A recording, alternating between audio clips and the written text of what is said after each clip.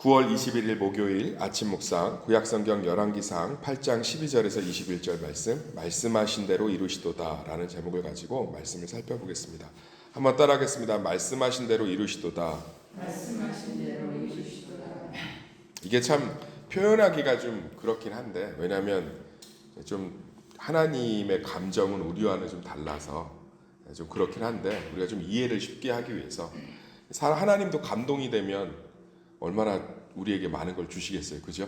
하나님이 이스라엘 백성들의 성전을 받으시고 너무나 감동하셔서 구름이 빽빽한 것으로 나타내 주셨고, 그걸 보는 솔로몬의 마음이 굉장히 좋았던 것 같아요. 오늘 이 12절에서 13절을 보면, 그때 솔로몬이 이르되 여호와께서 캄캄한 데 계시겠다 말씀하셨사오나 내가 참으로 주를 위하여 계실 성전을 건축하였사오니 주께서 영원히 계실 처소로소이다 하고, 여기 보면 하나님이 거할 집이 없어서 캄캄한 곳에 있다가 솔로몬이 화려한 집을 지으니까 들어오셨다처럼 보이지만 실제로는 굉장히 겸손한 고백이에요. 하나님께서 집이 필요하겠습니까? 인간이 지은 집이. 그러니까 캄캄한 데 계시겠다 이 말씀은 뭔가 하나님이 집이 없어서 반지하 같은 어두운 데 있다 이런 뜻이 아니고요. 하나님이 은밀한 곳, 우리와는 생각할 수 없는 그런 영적인 분이라는 고백이에요. 그런데 사람이 만든 집에 거할까? 솔로몬은 지혜의 왕이었거든요. 아무리 크고 화려한 집을 지은들 하나님이 이곳에 거하실까? 근데 거하셨잖아요. 그게 겸손하게 기쁜 거예요. 감히 하나님이 우리의 집 가운데 거하시다니 얼마나 기뻤겠어요. 그래서 하나님 앞에서 이 연설을 좀 하고 있습니다. 솔로몬이 기분이 너무 좋아서. 그러면서 하나님이 어떻게 이렇게 우리 가운데 이 집에 거하게 되셨는지를 쭉 설명하고 있는 거예요. 뭐 비교할 수 없을 것 같아요. 저는 한번 생각해 보세요. 하나님을 모실 수 있는 공간을 우리가 만들면 어떻게 만들면 그분이 계실 수 있겠어요? 저는 상상이 안 돼요. 솔로몬이 왜 성전을 70평 크기밖에 안 되게 지었나? 솔로몬이 알았던 것 같아요. 100평을 짓던 1000평을 짓던 10,000평을 짓던 10만 평을 짓던 이스라엘 전체, 아니 온 세계를 다 하나님의 성전으로 만들어도 그분의 발가락 하나도 거하기가 불가능하다. 그래서 솔로몬은 오히려 그런 크기에서는 완전히 자유로웠던 것 같아요. 정말 그렇잖아요. 어떤 곳이면 하나님이 거할 수 있겠습니까? 근데 뭐 더 놀라운 건 우리 안에 계시니 성전이 되어서 예수님이 얼마나 큰 축복입니까? 솔로몬이 너무 기분이 좋은 거예요. 하나님이 감히 지어놓고 이제 개공식 했는데 이제 분양하고 이제 입주 그 테이프 끊었는데 정말 하나님이 오실까 했는데 구름이 팍팍하게 오셨잖아요. 막 기분이 좋은 거예요. 하나님도 솔로몬의 성전을 보고 되게 이렇게 만족하셨던 것 같아요. 아주 기분이 좋으셨던 것 같아요. 그러니까는 구름 가운데 빽빽하게 임재하시죠. 왜 하나님이 이렇게 기뻐하셨는지를, 왜 하나님이 이러한 초라한, 사람이 볼 때는 굉장히 멋있는 성전이지만 하나님이 보시기에는 초라하다는 단어를 쓰기도 민망한 그런 성전에 오셨는지를 솔로몬이 이제 14절부터 21절 말씀을 통해서 설명하고 있어요. 그것이 뭐냐면 하나님의 마음을 합당하게 해드렸다는 거죠. 한번 따라할까요? 하나님의 마음을 합당하게 했다. 그래서 14절 보면 얼굴을 돌이켜 이스라엘의 온 회중을 위하여 축복하니. 그러니까 하나님이 지금 성전 가운데 임재하셨으니까 하나님 막 축복을 솔로몬을 통해서 주고 있는 거예요. 왕은 이 축복을 할 수 있는 권한이 있기 때문에 얼마나 아름답습니까? 하나님께서 어떤 사람의 인생 가운데 함께 하시고 즐거이 거하시냐? 마음이 합당한 자, 마음. 사실은 솔로몬이 다윗을 자랑하는 것 같고 자기를 자랑하는 것 같아 보이는 연설이지만 이 아래는 굉장한 겸손이 묻어있고 하나님 한 분만을 바라보는 굉장한 낮아지는 마음들이 있습니다. 하나님은 어떤 마음을 기뻐하느냐? 낮아지는 마음을 기뻐한다는 거예요. 하나님은 행위는 기뻐 받으시지 않으세요. 그런데 중심은 기뻐 받으세요. 왜냐하면 그분은 행위나 물질이나 재물이 전혀 필요 없는 완전하시고 온전하시며 스스로 충만하신 하나님이시기 때문에 어떤 피조물들의 외적인 것들로 채워지는 분이 아니에요. 그렇지만 온전하시고 스스로 충만하신 분이기 때문에 자신이 창조한 피조물들, 특히 자유의지를 주어서 자유로운 선택이 가능한 인간이라는 아주 특별한 하나님의 형상대로 창조된 우리 사람을 통해서, 나를 통해서 그 마음을 받으실 때 가장 기뻐하시는 줄 믿습니다. 하나님께 축복을 받고 싶으십니까? 내 문제 가운데, 가정 가운데, 내 처소 가운데 하나님의 임재가 정말 구름처럼 빽빽하게 가득하기를 소망하십니까? 내 연약함 가운데, 내 질병 가운데 하나님이 찾아오시기를 바라십니까? 그러면 이것이 굉장히 신인 동용론적 언어, 이렇게 설명을 좀 쉽게 하기 위해 어쩔 수 없는 거지만 정말 하나님 앞에 우리의 마음이 드려지기를 간절히 소망합니다. 하나님은 우리 마음을 기뻐 받으시는 줄 믿습니다. 어떤 마음들을 하나님께서 기뻐 받으시냐? 여기 보면 하나님이 이제 이런 얘기 하잖아요. 그 이스라엘 백성들 가운데 거하시는데 다윗이 하나님의 전을 건축하고 싶은 마음을 갖고 있었다. 그걸 기뻐 받으셨다. 그러니까 다윗이 자기 성전 지었잖아요. 다윗성 짓고 나서 나는 이렇게 좋은 성전에 거하고 있는데 하나님은 계실 곳이 없다. 이게 하나님 보시기에 얼마나 어처구니가 없는 표현이겠어요. 그죠? 나는 이렇게 좋은 집에 있는데 하나님은 계실 곳이 없다. 뭐 하나님 계실 곳이 왜 없겠어요? 온 우주가 하나님의 보좌인데. 그런데 다윗이 너무 순수하잖아요. 내가 이렇게 좋은 것 있는데.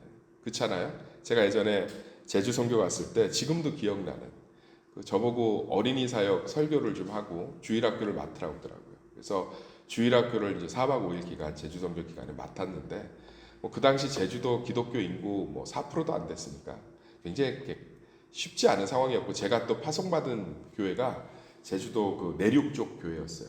제주도는 부자들이 다 해안가에 살아요. 물이 그쪽으로 솟아오르기 때문에 전통적으로.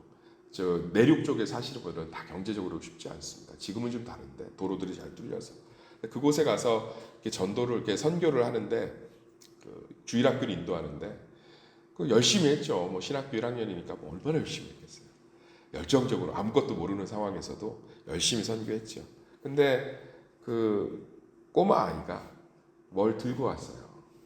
과일 2개인가. 제주도 귤이나 이게 유명하잖아요.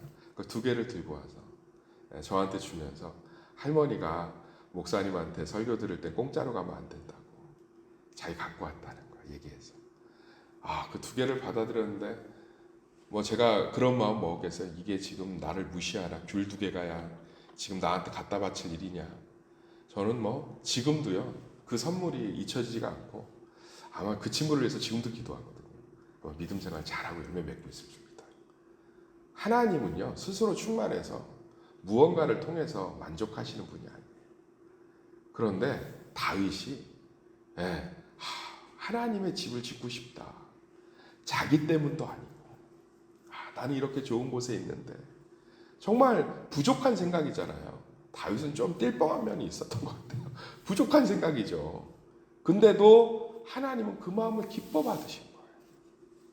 우리가 작은 것이라도 내 중심 가운데 여호와를 기억할 때, 여호와를 묵상할 때, 여호와께 감사할 때 하나님이 참 기뻐하시는 줄 믿습니다. 하나님이 오늘도 이렇게 나를 첫 시간을 드릴 수 있는 말씀의 자리로 불러주시니 참 감사하다. 그게 하나님을 얼마나 기쁘게 하겠어요. 얼마나. 우리는 선물의 양과 질을 따지지만 실제로 이렇게 좀 무언가 부유하고 스스로 모든 경제적인 상황들의 여유가 있는 분들은 선물의 질보다는 마음을 따질 때가 종종 있잖아요.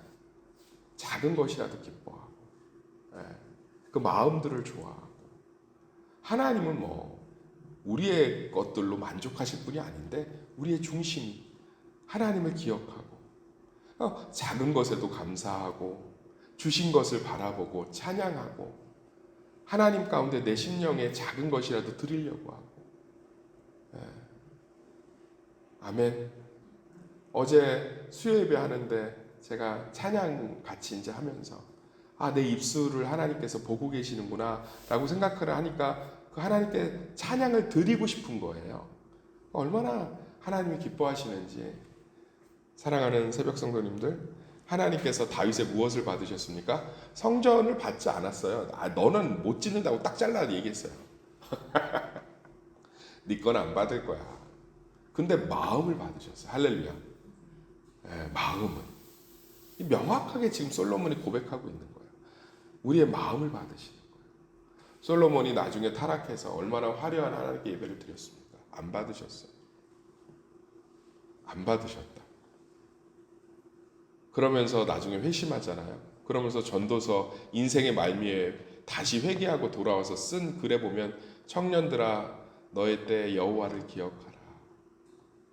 여호와께 예배하라. 여호와를 붙들라. 마음을 얘기하고 있습니다. 사랑하는 성도님들, 우리의 마음을 좀 하나님께 드려봅시다. 하나님께서 참 기뻐 받으시는 줄 믿습니다.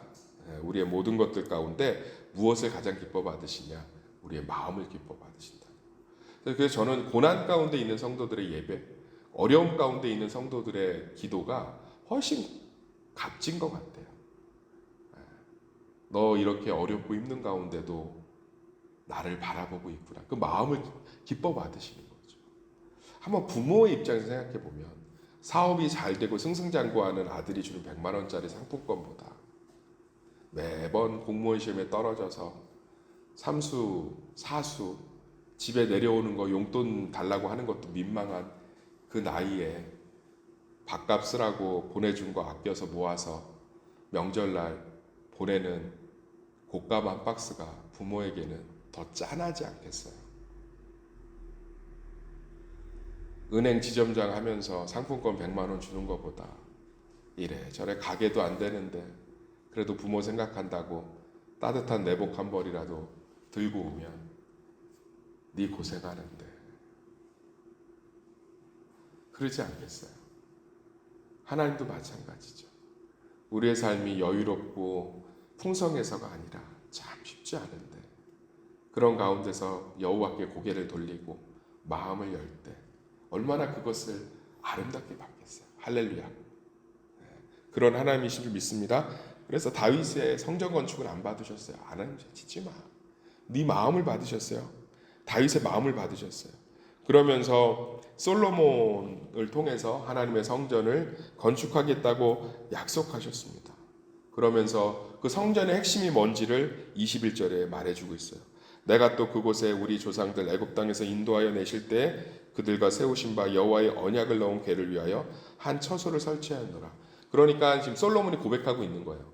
이 성전을 통해서 여호와가 임재하는 통로가 아니라 이 성전은 하나님의 말씀을 보관하는 장소 그 이상 그 이하도 아니다. 하나님은 온 우주에 계시다. 얼마나 겸손해요. 우리 삶 가운데 우리 마음을 드립시다. 하나님의 말씀 하나를 듣기 위해서 또 하나님의 말씀 하나를 우리 마음 가운데 새길 때 하나님이 그 영혼을 주목하여 보고 기뻐 받으시는 줄 믿습니다.